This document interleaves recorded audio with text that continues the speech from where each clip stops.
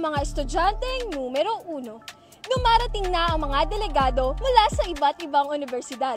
Ready na ba kayo para sa Sports Fest ng taon? Ihanda na ang inyong mga boses para sa pag-cheer ng inyong mga bet. Dito lang yan sa Chico Minute, Strasuk 2024 edition. Ako ang inyong maharaning hiyas, Jay Despia. Samahan ninyo akong alamin kung ano ang mga kaganapan ngayong araw. Amos tara!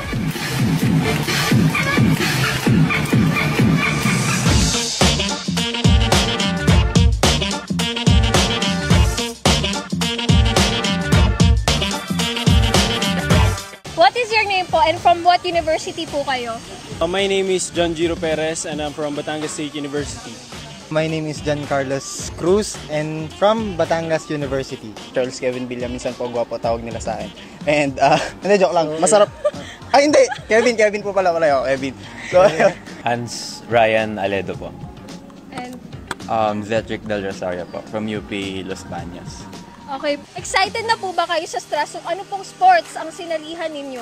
I'm very excited, lalo na yung team namin, and we are the basketball team. Super excited kami. Grabe excited mo, no? Kita-kita. Excited na excited. Ang sports namin is baseball. Okay po. Kami pong dalawa. Kayo po ba? Excited po ba kayo? medyo po. Bakit medyo lang? Kasi po, parang, Ano? Explain mo yan. Ilaban mo yan. Yun. Sige, yun daw. Okay. Yes.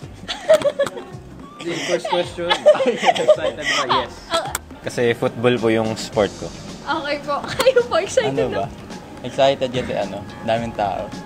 Anong preparations po ang ginawa ng team or school ninyo para maihanda kayo sa laban ngayong taon? Our team prepared for almost 2 weeks and nag-focus kami on our system and our conditioning para mag-compete kami ng maayos and madala namin yung pangalan ng university namin ng maayos and yung pride na dinala namin dito. Kaya kami dumayo dito para makuha yung goal namin which is yung mag-number 1. So ayun, narinig niyo yun. Pumunta sila dito para manalo.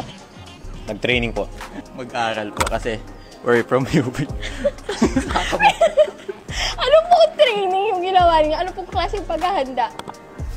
Sumipa po ng bola. Ang galing, ang ganda po na sagutin niyo. Halatang excited po kayo, no? Last question po, anong mas gusto mo? Ang kampyonato o ang maging kampyon sa puso ng crush mo? Uy! Ala, Hala!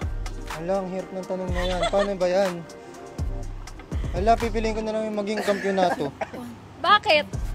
Kasi ayaw sa akin ng crush ko. Ouch! Okay lang po yan, Kuya. Kayo po, anong gusto niyo? Ang kampyonato or ang maging kampiyon sa puso ng crush mo? Kampyonato na lang po. Crush po ako ng crush ko. Uy! Hindi, joke lang.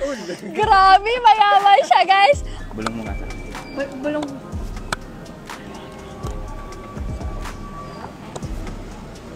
So, ano po yun?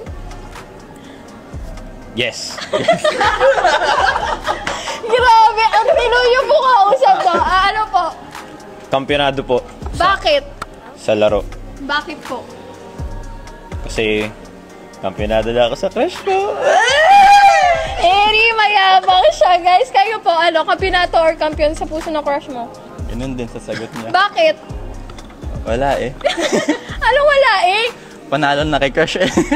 Basketball player ako pero mas gusto ko mag-champion sa puso niya. Grabe!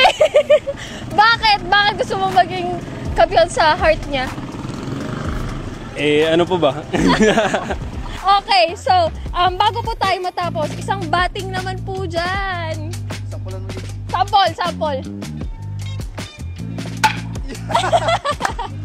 Thank you so much po. Maraming salamat. Isang sabol naman ng sipa dyan. Huwag nila ako sisipain na. Yung sipa, kung paano magsipa ng bola. Yun po, thank you so much po. Yun lang po. Bago po tayo matapos, isang 3 points naman dyan. Isang 3 points naman. Isang 3 points. Okay na. Oh! Layo, kuya! Kita mo yun? 3 points. Ganda, oh. Ako si Lorraine J. Despia para sa PSU Newsbreak.